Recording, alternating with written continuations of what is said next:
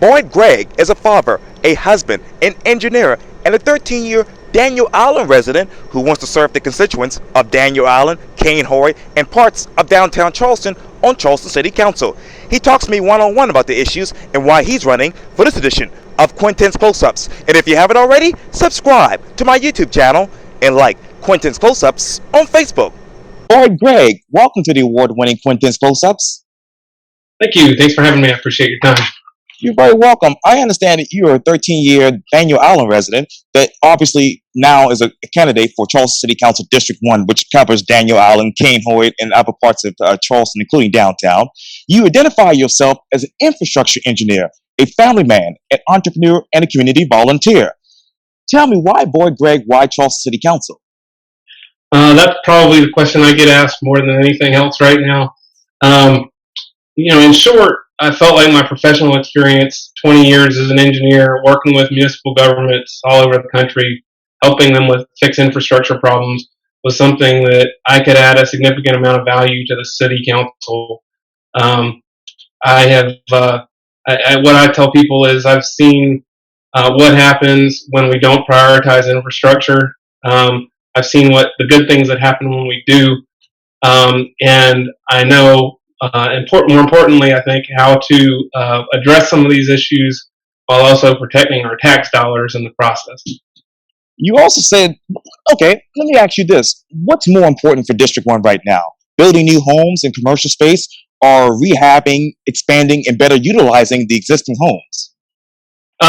Well, I think it's obviously, this is one of those things where you have to have a balanced approach. We're seeing tremendous growth on the Cainhoy Peninsula. One of the reasons I talk a lot about infrastructure is because that's critical to our quality of life out here. As we see new homes being developed in the Point Hope area, that particular land development will be more than twice the size of Daniel Island as it is right now. And so we have to have infrastructure that can keep up with that growth. In the other part of your question, we've seen a lot of people out here on Daniel Island. They're fixing homes, but we're also at the point now on Daniel Island in the initial section, particularly where streets are needing to be repaved. The streets are now 20 to 25 years old, and so there's some infrastructure improvements that we have to make out here as well. Now, can you identify, Boyd, any housing trends in your district, such as increase in absentee landlords, mortgage foreclosures, decreasing home values, and increasing in house prices? Obviously, everybody's in Charleston is familiar with the increasing in house prices. We have not seen more foreclosures. We're fortunate to live in a very nice community. My goal would be to make sure we keep it that way. We've been beneficiaries of increasing property values, increasing home values. With that, obviously, comes additional taxes associated with that. But again, that provides some of these quality of life improvements that we need. So obviously, we're going to need more police presence. We're going to need more fire stations out here in District 1. And again, we need roads, bridges, pipelines, pump stations, all those things that make our city work. What's quality of life right now in District 1? I have raised 3 children out here. I think it's pretty fantastic. My kids have been able to ride their bikes to school. I tell people it's kind of like the American dream living out here. We have been out here on Daniel Island for 13 years, actually, since we moved to Charleston in 2008. I have a brother that lives out here. My parents live out here. Both of my brothers-in-law live out here. I tell people, we're vested in this community. We love this community. We're raising our family here, and it's a great place to live. And I just want to make sure that we keep it that way. When you talk about those fire stations, how many fire stations do you need right now in District 1? Well, there's one specifically planned off of Clements Ferry Road. There's going to be another one needed up at Point Hope sooner rather than later, as that area continues to grow. One additional area I think we have a need for improvement is with making sure that our Team 5 police station is staffed correctly, and that we have the resources for correct police presence out here. What resources do they need to keep that particular location effectively running? Well, from what I've heard and talking to other local police officers, um, we're facing in this economy with rising inflation, that also affects wages, and we're seeing police officers and firemen leave for private sector jobs. We need to make sure that we're paying those people competitively in a very competitive job market, and make sure that their salaries are correct, so that they stay with the city and continue to provide these police and fire protection that we need out here. What is the average wage for an average police officer for the city of Charleston? I don't have that number off the top of my head, but I believe when I looked at the city budget, it was $43,000 a year, somewhere around there. What is the city's operating budget? Well, I can pull that up, but it's around $200 million in 2021. Now, where in this particular district, District 1, Boyd, do you identify and also develop those unique characteristics when it comes to residential, commercial, and mixed use? In talking to the Trident Association of Realtors, it seems like to me where we need improvement is with our zoning laws. Those haven't been updated, and a comprehensive update hasn't been done on that in quite some time. And so what we probably need is again, in a comprehensive zoning study, we need a mix of multifamily, single family, but that multifamily also needs to include things such as duplexes, triplexes, quadplexes.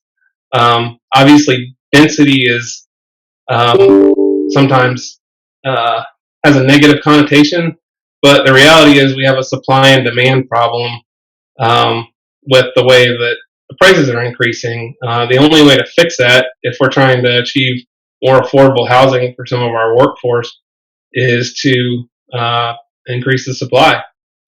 Do you support high density development in Cainhoy? Well, there already is quite a bit of high density development in Cainhoy. Again, I think if looked in the context of a comprehensive zoning plan, then yes, there's got to be room for that on the Cainhoy Peninsula. Where I live, where my house is, we're very close to a high density workforce housing area. In fact, there was an article published in it on the Post and Courier yesterday, I believe. Originally, that was panned as sort of what was going to be a negative for the community, and the reality is, I think it's been a great benefit to our community. How could you maintain and enhance the existing residential and commercial character of District 1 and also provide for compatible, appropriate, and high quality development and redevelopment? Well, I think the market has provided that. I mean, if we look at how Daniel Island was planned in conjunction with the city, we have a great use of commercial office space, restaurants, hotels, along with, again, a pretty significant residential development out here. I think we're fortunate that the same company that developed Daniel Island is also participating in the Point Hope area. And so having those big tracts of land that are developed by people who are clearly very good at it is obviously very helpful. Again, that's all in the context of these planned unit developments provided for in the city zoning ordinances. And how many planned units are there in District 1? What's that? And how many planned development units are there in District 1?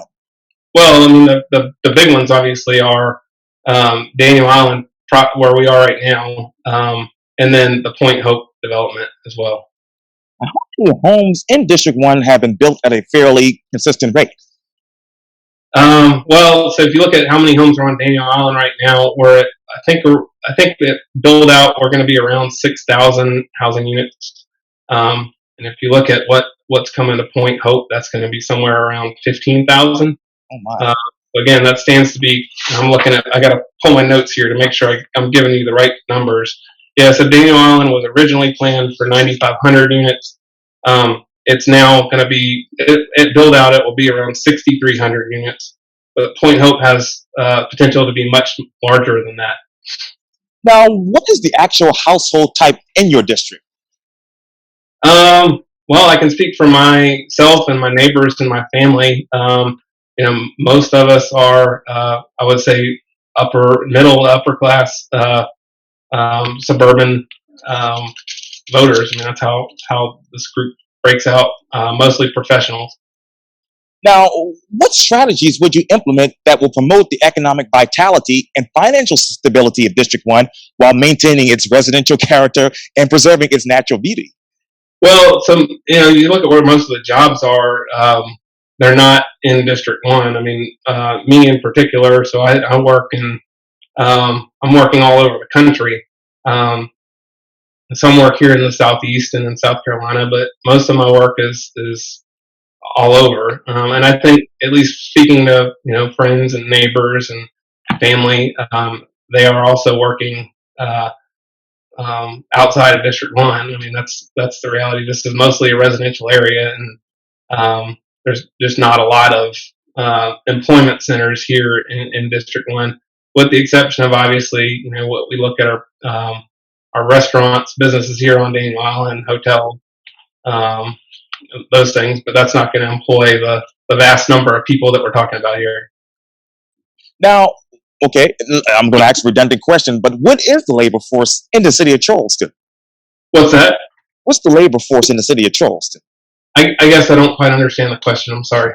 Yeah, what is the labor force? What's the labor like here in Charleston? Well, I mean, you obviously have a mix. When I've been talking to people downtown, because remember, part of District 1 includes right now Ansonborough and the French Quarter. Right. A significant employment down there is, and I guess that's where you are right now, but yeah, right nearby. Tourism driven. I mean, the majority of what we have on the peninsula is driven by tourism. I'm fortunate in my job. I get to travel all over the country. Every time I tell people I'm from Charleston, they tell me the same thing. We love Charleston. I can't wait to get back to Charleston. And the reality is, when people are coming to Charleston, they want to go to downtown. They're going to eat in those nice restaurants and stay in those nice hotels and shop in the nice shops downtown. And so, obviously, when you look at the city proper, a significant portion of our revenue and our economy is driven by tourism. Does that answer the question adequately? Yeah, I believe the viewers will love that too. And let me stay downtown because, as you know, this has been a big topic for at least, I don't know, 3-4 years now. But how would you, if on City Council, make certain that the carriage industry will be a part of the city's future? So I've actually been asked that question a couple times. My father is a veterinarian, but I've had to ask him about when the carriage horse issue became sort of controversial a few years ago. I recently asked him about that, and he relayed to me that those horses are very well kept. And in fact, talking to some of the owners of the carriage companies, and I learned about how they rotate their horses and how they're cared for. Those horses are very well cared for. So, from an animal welfare perspective, I have zero concern for it. From a traffic perspective, I think it's just going to again have to be balanced with. We have more cars on the road, and so we're going to have to be careful about how that part of it is managed. But that's an incredibly important part of our city's tourism industry. If you look at TripAdvisor, for example, the number one thing to do in Charleston when you come to Charleston is ride one of those horse carriages. It's a wonderful industry, and I think they've done really well. And I hope we can just again try to balance that with more people that are on the peninsula, more cars, and so that's the only concern I guess I would have at this point. Speaking of safety, boy, how would you push for safety measures within the new and existing transportation facilities that are regional here in the Low Country? Well, so you're talking about like the with regards to CARTA or There's a couple of them just passed by me, actually. yeah. I mean, I think right now it's a matter of prioritizing our dollars, and so making sure that the dollars we spend on public transportation are prioritized correctly. Um, CARTA is an important transportation vehicle for a lot of people. Again, we can't all, with all the workforce that has to come into the peninsula every day, it's not possible for everybody to drive cars into the peninsula. So that's important for all the people that work in those restaurants and work in those hotels. We have to realize that CARTA is an important part of getting people into the peninsula to help run those businesses. And how do you hope CARTA will go into Daniel Island and Cainhoy for those people who need transportation out there? Yeah, I don't think right now it's as big of an issue. Again, we have everybody out here has cars. There's not huge employment centers out here, so that's where I get back to prioritizing. Where do the routes make the most sense to get people where they need to be? Where automobile is not really an option, and you can't have that many people driving into the peninsula of Charleston to go to work every day. We don't have that issue out here on Daniel Island and on the Cainhoy Peninsula yet. Now, would you be in favor of establishing a state-of-the-art connectivity system that connects residents and visitors to the top attractions in District 1? Well, there aren't. I guess I would have to see how that would work out. Most of the mass public transportation systems right now are again focused on getting people to the peninsula, getting people downtown. District 1, with the exception of Ansonborough and the French Quarter, obviously is the Cainhoy Peninsula, and none of the public transportation system improvement plans I've seen have really focused on District 1. Again, because ridership would be fairly low, I think, if focused those efforts out here. Now, besides places like Daniel Island and obviously downtown Charleston, what other District 1 communities need to be enhanced, elevated, and protected? Well, so we've got a interesting election here in that right now District 1 again is composed of the Cainhoy Peninsula, Ansonborough, and the French Quarter. After this election, Ansonborough and the French Quarter are going to be redistricted out based on the last census. I think when you look at the Cainhoy Peninsula and you look at what's the city versus what's unincorporated Berkeley County, we have kind of an interesting district here. With respect to what's in the city, what's within the city limits, I think the important things are trying to keep manage that growth up in Point Hope, and then again, we're trying to maintain our quality of life here for those that have already moved out to District 1 on Daniel Island. Yeah, absolutely. Okay, what is the city's relationship with Berkeley County? Well, so for those that don't know, the city of Charleston annexed a significant portion of Berkeley County, which was the Cainhoy Peninsula, back in the mid '90s.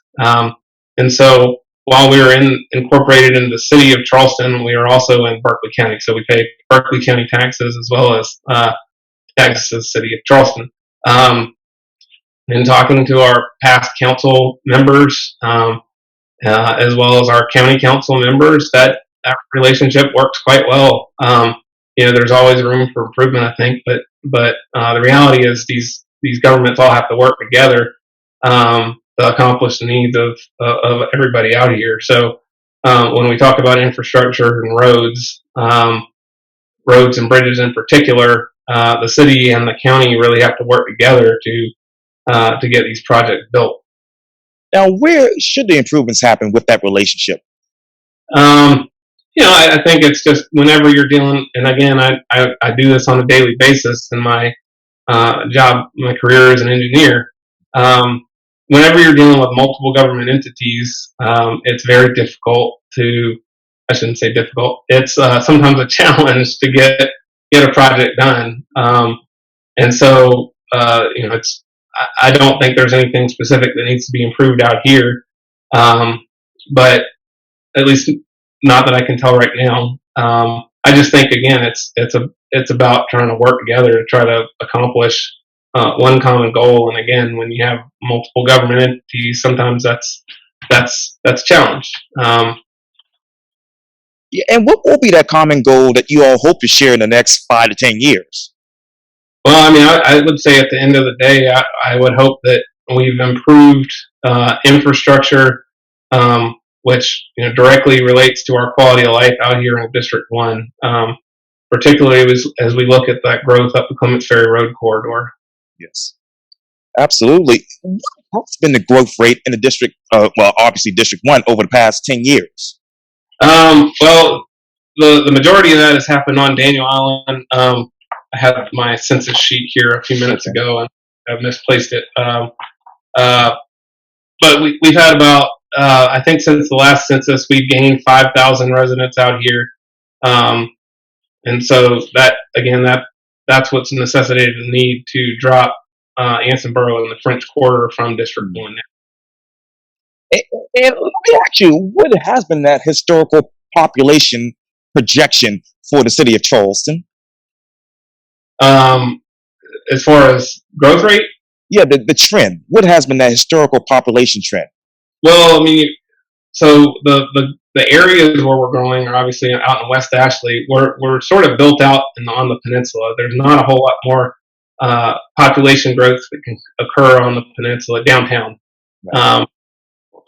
So a significant portion of the growth that's going to occur in Charleston over the next 10, 20, 30 years will be out here on the Cainhoy Peninsula, as well as out in West Ashley.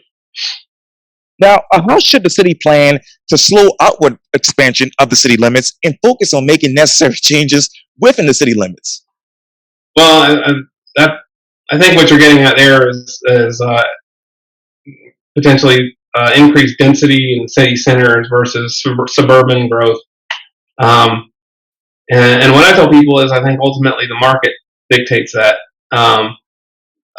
We are going to end up with obviously more suburban growth, people that want to live in single family houses. But there's also got to be a need, there's a need for increased density so we can address what I would say, workforce housing or affordable housing for some, because we can't all live in single family houses. So